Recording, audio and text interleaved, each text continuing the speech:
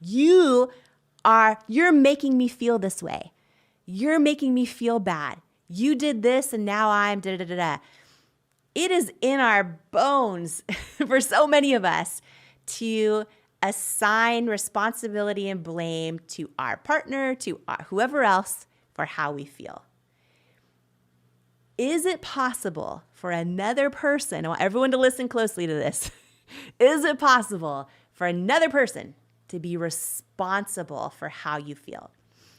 That vernacular is so common. And I think probably people are shaking their heads like, yes, that is true. This person does make me feel, comes from an early learned experience where there did lack those emotional boundaries, where we weren't modeled by emotionally mature adults, which really simply means ability to own emotions, to regulate emotions, and to take responsibility for the reactions that come from emotions. For me as a psychologist, there was in the field an evolving view of what emotions are. And I think a lot of even clinicians have this idea that emotions come somehow from our mind, from our thoughts. I think CBT, the gold standard of treatment here, this idea of change the way you think, change the way you feel, change what you do. And learning for me that emotions, another model of what emotions are, as originating in the body. Of course, being colored by our mental narratives or interpretations, though emotions, especially the core emotions, sadness, surprise, joy, anger, fear, they're physiological shifts and changes that register in our body first. And then this goes back to even those subjective interpretations that we offer. Our body registers outside of our awareness, our nervous system's always scanning our environment, trying to determine if it's safe, trying to determine what we need to do next to continue to ensure my safety. So physiological changes are happening in my body that we could call emotions. And at the same time, those messages are being sent to our mind. And now we're applying those unique subjective interpretations of what's happening, which is why, like that example I used earlier, all of us having an experience, same one objectively, we might all feel differently about it. And another really common example, right? If you maybe in childhood had a parent that barged into your room, or there was a lot of slamming of doors and loud noises. If you and I were sitting here, Jamie, and you had that parent and a door slammed, you might feel fear, right? Your heart rate might race, you might become tense, you might start to sweat because you are going to apply that same interpretation. Loud noises mean something threatening is going to happen next. I'm going to be, my space is going to be violated. Maybe if you're on the, in witness to explosive arguments, I'm going to feel unsafe. If I, on the other hand, am having that same experience right alongside of you, and I didn't have that experience of loud noises in childhood or of having my room barged in on, I might simply just turn around to see what happened without being scared or fearful and then habitually reacting in the same way. So I'd like to give the underlying explanation, physiological. So to simply answer the question, our emotions and what we call feelings are our individual interpretations of what's happening around us. The shifts in physiology, when that thing happens or doesn't happen, the person does or doesn't do, says or doesn't say, the meaning that our mind assigned, that it probably has been assigning to similar circumstances across our lifetime. And then the result is this very understandable perception that you, in action or inaction, caused me to feel this way.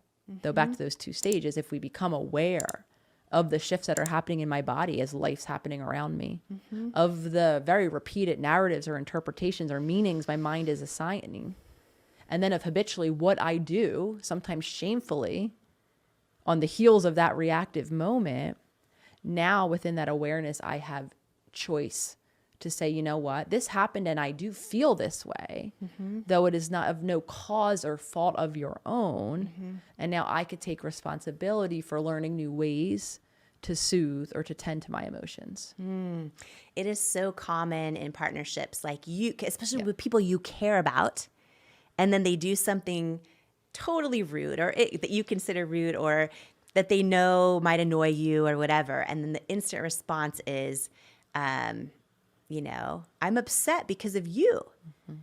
what you did. And what you're saying is that we can take our power back from that, because it actually isn't because of them. It's in the meaning we're assigning to what they did based on our past, and that we can kind of take back that responsibility and take action to kind of choose or repair or become more aware of how we feel, why we feel the way we feel. Yes.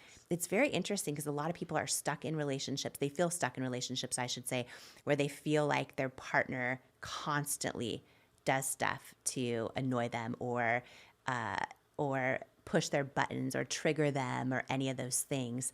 And it's, I think, going to be a very different perspective that people can consider, oh, wait a minute, I'm actually in control. I can be in control of how I feel, and maybe can do some work on the tools of how do I want my feelings or emotions to be expressed, versus giving that power to someone else that they kind of can control. Because when you say that to somebody else, like, you made me feel a certain way, it's essentially saying you have the power to decide my feelings.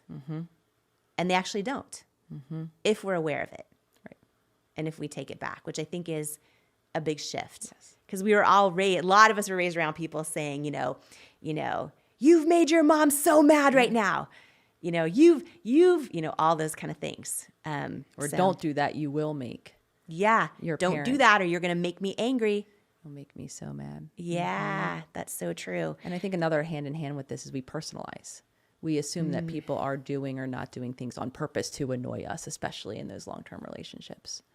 Right? You didn't do the dishes specifically to upset me today, when the reason the dishes weren't done might have had nothing to do, or we might not even have been on our partner's radar in that moment that we might have liked to be. Yeah. But it might not have been as an intentional of an act or inaction. I think that's another thing we commonly do. We assume a very directed, intentional meaning for others' behaviors that has something to do with us, when the partner might have been running out of the house quickly, or not had the emotional bandwidth to tend to something in the physical, world in that moment, and had nothing to do with us at all. So we project our own issues onto their intentions, and then also tell them they are responsible for how we feel. Jamie Kern Lima is her name. Everybody needs Jamie Kern Lima in their life. Jamie Kern Lima. Jamie, you're so inspiring. Jamie Kern Lima.